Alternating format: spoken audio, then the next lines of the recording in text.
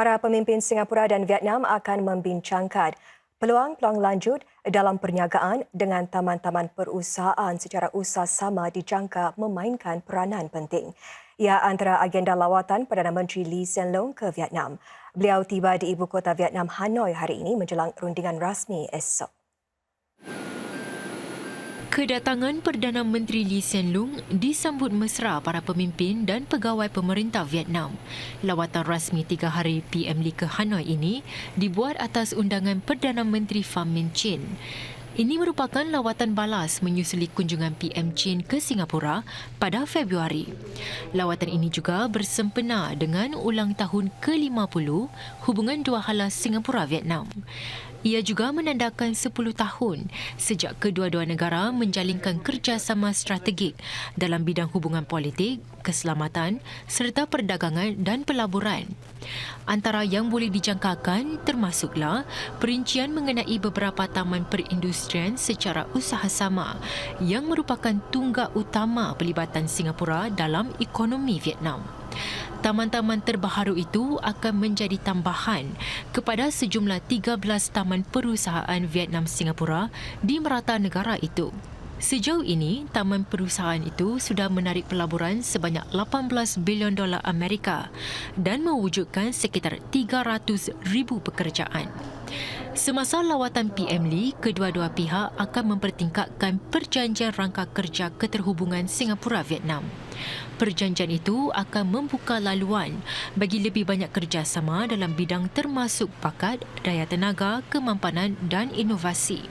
Syarikat kecil dan sederhana Singapura terutama dalam bidang penghilangan canggih akan berpeluang menembusi pasaran Vietnam yang semakin berkembang. Satu lagi tumpuan lawatan PM Lee adalah hubungan antara rakyat.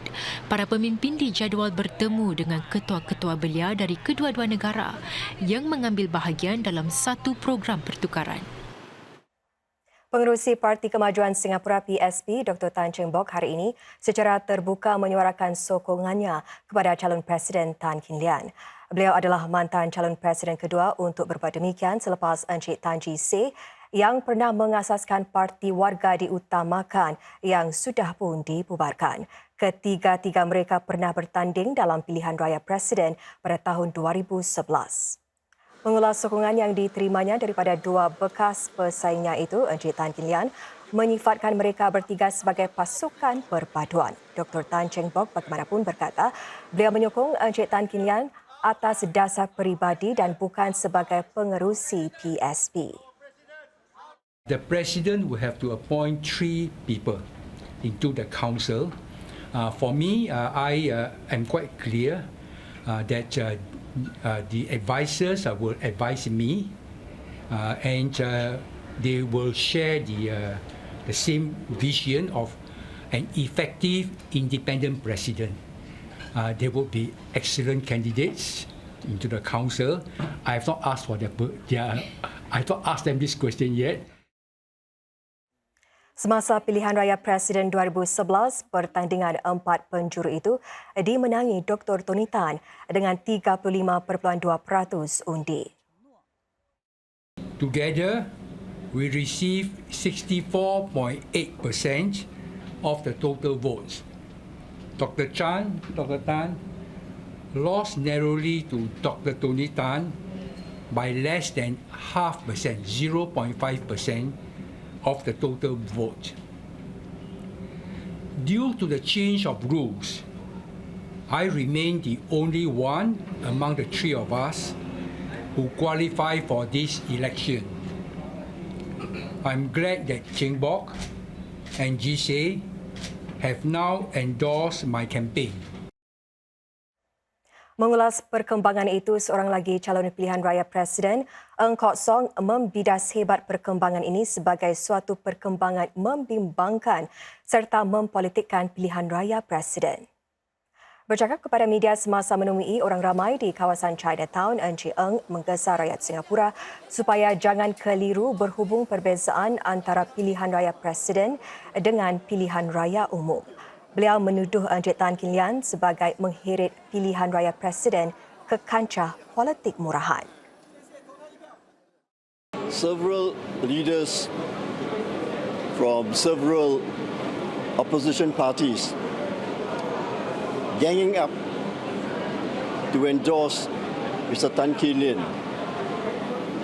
It is a very unhealthy and worrisome development in this presidential election.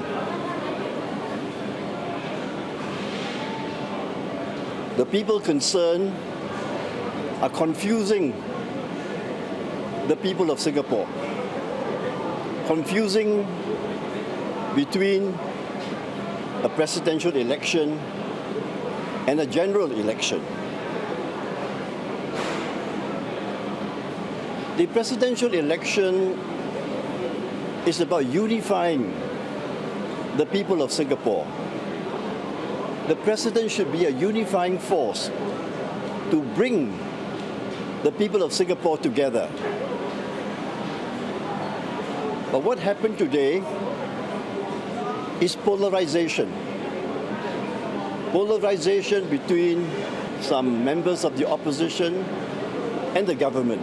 You do not want to vote for a candidate who is going to be manipulated by several opposition parties who are supporting you. We must prevent the presidency from being manipulated by any political party. Menteri Negara Pembangunan Negara Dr. Muhammad Faisal Ibrahim memberi jaminan perumahan awam di Singapura akan kekal dimampui oleh semua lapisan masyarakat bersifat adil dan inklusif. Beliau berkata demikian sebagai respons kepada perubahan klasifikasi perumahan awam baru yang diumumkan semasa Rapat Umum Hari Kebangsaan tahun ini. Bermula separuh kedua 2024, Lembaga Perumahan dan Pembangunan HDB akan menggugurkan klasifikasi matang dan belum matang untuk projek bina ikut tempahan BTO. Projek-projek BTO akan diklasifikasikan sebagai standard, plus atau prime dengan lebih banyak pilihan lokasi disediakan. Lebih banyak subsidi diperuntukkan namun syarat-syarat penjualan semula yang lebih ketat dikenakan untuk memastikan flat-flat kekal dimampui. Menteri Negara Pembangunan Negara Dr. Muhammad Faisal Ibrahim menjelaskan bahawa langkah-langkah sedemikian perlu untuk mengurangkan bilangan pembeli yang mahu meraih keuntungan jangka pendek. Justru untuk merendahkan aspek pelaburan spekulatif ini, kita adakan sekatan tambahan di mana mereka tidak boleh menjual flat mereka pada masa MOP yang lebih panjang 10 tahun, dan selepas 10 tahun walaupun mereka boleh jual, mereka harus kita akan mengambil balik subsidi yang disediakan. Perumahan awam ni adalah aspek di mana kita bukan saja mahu memberikan satu rumah bagi mereka untuk dimiliki, tapi untuk membangunkan keluarga mereka. Dr. Faisal menambah, model baru itu juga mengambil kira keperluan golongan bujang. Mereka boleh memohon untuk membeli flat BTO baharu 2 bilik HDB di mana-mana lokasi dan dalam mana-mana kategori standard, plus atau prime. Kita memahami keperluan dan aspirasi golongan bujang dengan dasar yang sedia ada di mana mereka boleh membeli flat jualan semula di merata Singapura dan juga saiz-saiz yang tidak ditetapkan. Ia membuka ruang yang lebih luas bagi mereka lah. Memberikan kemaskini terhadap program penambahbaikan kediaman bagi warga emas aktif atau EAST 2.0, Dr. Faisal berkata lebih daripada 280,000 isi rumah sudah pun memanfaatkan program tersebut. Dan selain kemudahan di dalam rumah, Dr. Faisal berkata lebih banyak peningkatan juga boleh dijangkakan. Seperti susu tangan di pintu masuk, kita akan membangunkan, kita juga akan menyediakan tempat duduk di bilik mandi yang boleh berlipat, dan juga bagaimana kita boleh meluaskan pintu masuk bilik mandi. Kita mahu menyediakan tempat berteduh, kita mahu menyediakan tempat untuk warga emas untuk berehat, dan juga bagaimana kita mahu membangunkan estet-estet yang lebih mesra warga emas. Boleh kita jangkakan bahawa kita akan menjalankan kerja-kerja ini di estet-estet yang sedia ada pada estate-estate yang baru ni, ia akan kita akan selaraskan dengan pembangunan BTO mereka. Butiran-butiran bagi East 2.0 akan dikongsikan tidak lama lagi.